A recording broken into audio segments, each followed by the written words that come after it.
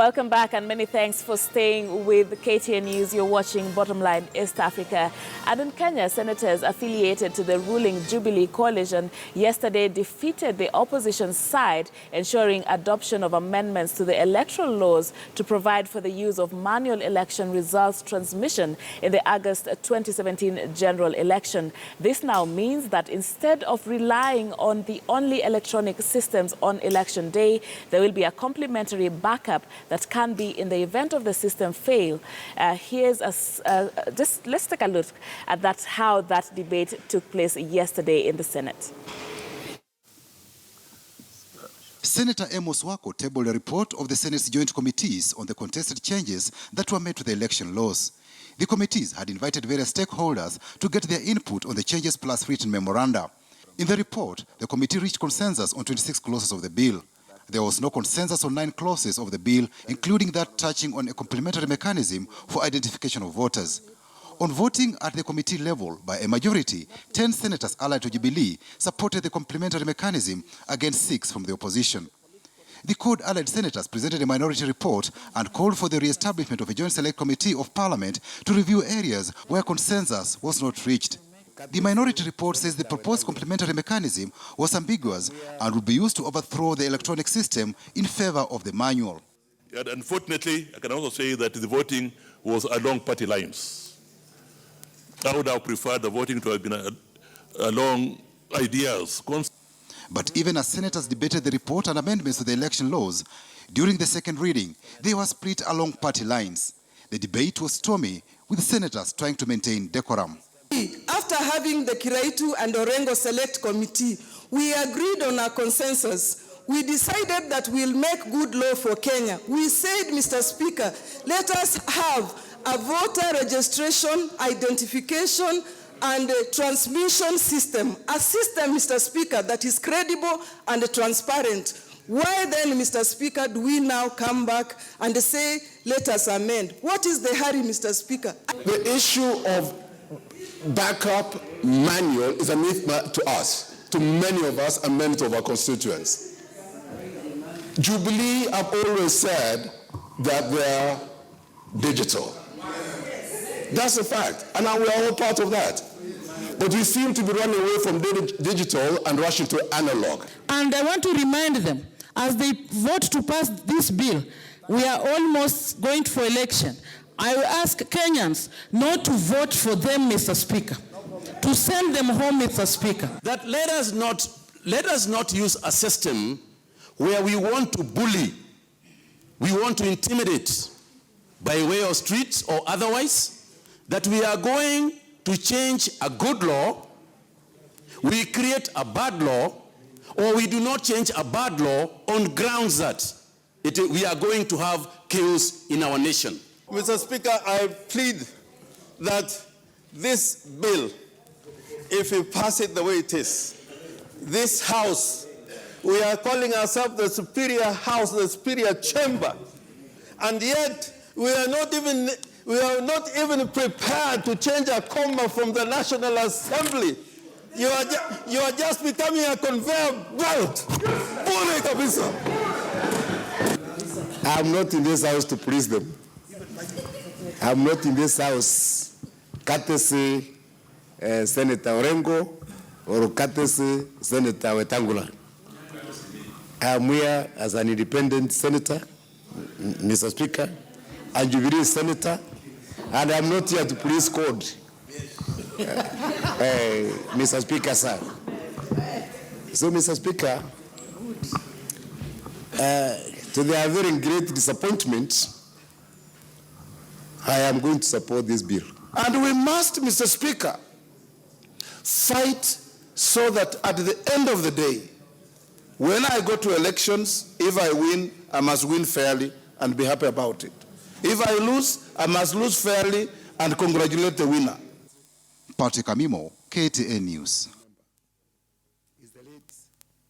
On this political duel, just to unpack this, to understand exactly where we stand on these electoral laws in Kenya, I'm now joined by our senior political affairs reporter, Duncan Khaemba, this evening to talk about that. Good evening, Duncan, and many thanks for joining us. So, of course, we've seen how these controversial amendments have gone right from the start, from the National Assembly to how it was passed last night, from all those readings, and, of course, that statement we got from CORD today saying that now they're next move they're going to meet next week. Maybe let's talk about exactly where this puts Kenya in terms of electoral preparedness. We're meant to go to the polls in August. What does this mean for us? We said it quite a couple of times in 2016 that it appears as a country, maybe by design or default, we might have, it was a case of biting more than we can chew. We are talking of now precisely 7 months, and everything seems to be, I think, in a state of confusion. Right. Remember that the auditing process that was scheduled to kick off on Monday, 19th December, yes, has since been stopped. The audit process was, according to IEBC, revised timelines were supposed to be completed by end of the list actually was the clean register was supposed to be submitted to Parliament by 1st of February. That has since been stopped, and the audit needs, actually they said since we cannot come up with a fresh voter register, there was an agreement, they ceded ground, both sides, and they said we now subject the existing register to a fresh audit. Now that one has been stopped. Now, you see the electoral laws, the opposition had said nothing short of electronic, be it transmission, be it identification, be it what, we want digital, because that is the platform under which the current administration seems to have been running under. The government on the side said we are dealing with technology, anything can go wrong at the 11th hour or on the material day, and therefore we need a backup just in case something goes amiss. Right. Now, we are not so sure what next, and as you've rightly put, there's an opposition Congress on Wednesday. Right. Of course, it has been confirmed. We thought it was a talk of town, but it was confirmed by CORD co-principal Kalonzo Musyoka that indeed they will be congregating at Bomas of Kenya on Wednesday to chart way forward. We are not so sure what will transpire from the meeting. We are not so sure whether it will be coming together and maybe a pronouncement that is the beginning of now the new look opposition. We are not so sure whether they'll be saying what they'll do. Remember that CORD leader Raila Odinga had said any attempt to change the electoral law, then the president will go for his own election. Then the opposition will not be party to. So we are not so sure what will happen come Wednesday. Right. And of course, this meeting, earlier on, they had said that they could possibly go to the streets and protest. We even remember the CS in Kaiseri just telling CORD that he is prepared for them. So we don't know. Of course, we saw the CORD core principles today just speaking about having all the aspirants on the CORD affiliate parties coming together to have a common ground on the next way forward. And of course, there has been really a lot of poking of holes with regard to this particular legislation and agitation of this particular issue with regard to even the role of the Senate, because as these amendments were passed to this House, not much debate was put on the substance of these amendments. What is your take on that? That is the frustration that I think where we are headed could be very dangerous for the country. Remember that unlike in the National Assembly, there was no debate. Right. What we witnessed were chaos, scaffolds, the scaffolds that, of course, whose ground had been laid by the dramatic events that unfolded before Parliament. Remember that before accessing Parliament, the police came and barricaded roads for 2 consecutive days, that is on Thursday and Tuesday, and nobody could access Parliament that easily. There was a whole lot of new security details, both within Parliament, corridors leading to the chamber and all that. Right. And then inside the chamber, members of Parliament fought, and then the court team walked out. As such, there was no engagement, ventilation on the issues on the floor. Within less than 20 minutes, when Jubilee remained in the House, what did they do? They passed the amendments by way of acclamation because there was no opposition to that. Right. Yesterday at the Senate, you saw what happened. Whereas the opposition senators were trying and ventilate, and most of the time try to lead the speaker by saying, we want the country to see. And then they would say, now this House to follow what we are saying. Very little was coming from the Jubilee side. And at one point, the minority leader, Moses Wetangula, said that they are behaving like, or they are appearing to be voting machines, awaiting instructions and calls from other quarters outside the Senate.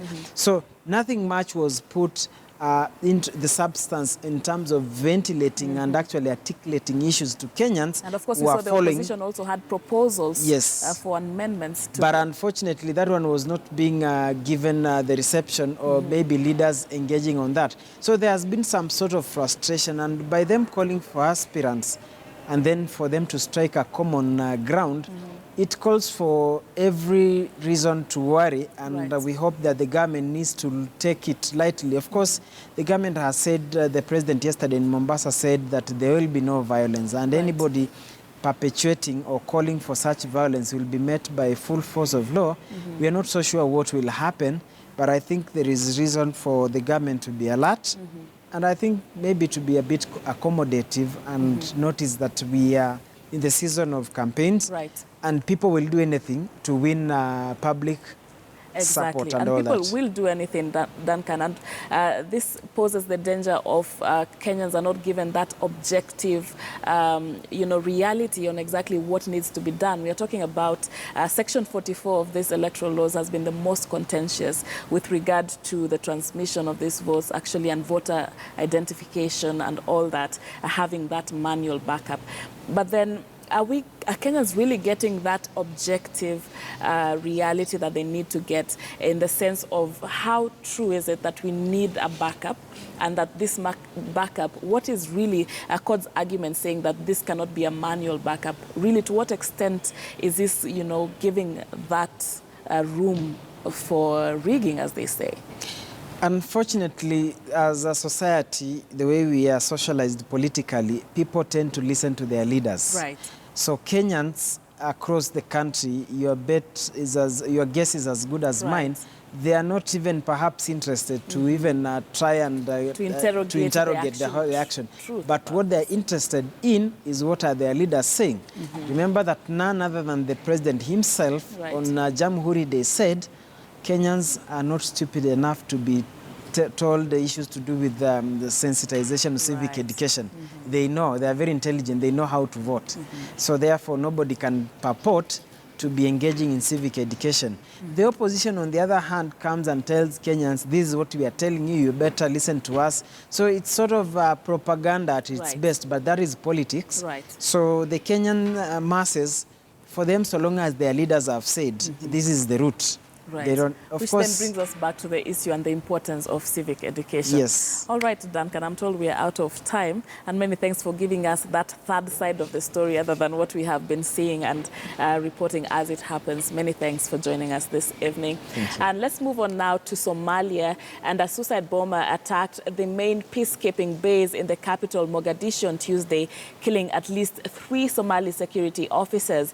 Islamist Al-Shabaab militants who want to topple the Western-backed government said they carried out the assault near Mogadishu's main airport, an area used by several embassies, aid groups, and telecom companies. One bomber drove a car into a checkpoint outside the headquarters of the African Union Peacekeeping Force, AMISOM, killing 3 Somali officers stationed there. Another vehicle then drove through towards the base's main gates, but came under fire from peacekeepers.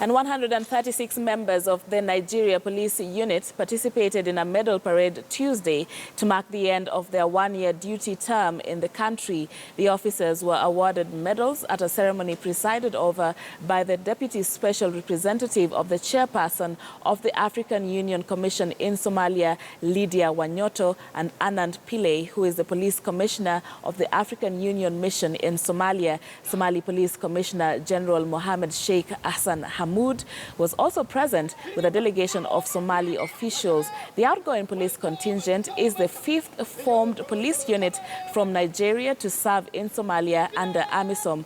During their term, the outgoing police officers had been assigned to various duties, including securing Somalia's ongoing electoral process.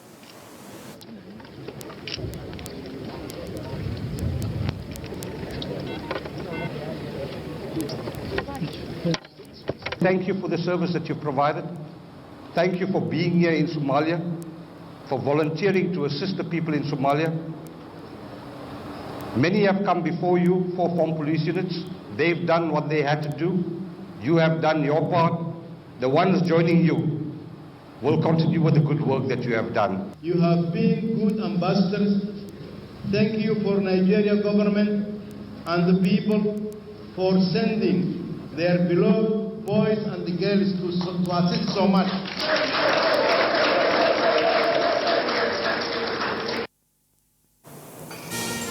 Right, and it's a wrap for Bottomline edition, Bottomline East African edition for today. Many thanks for watching and for staying with us.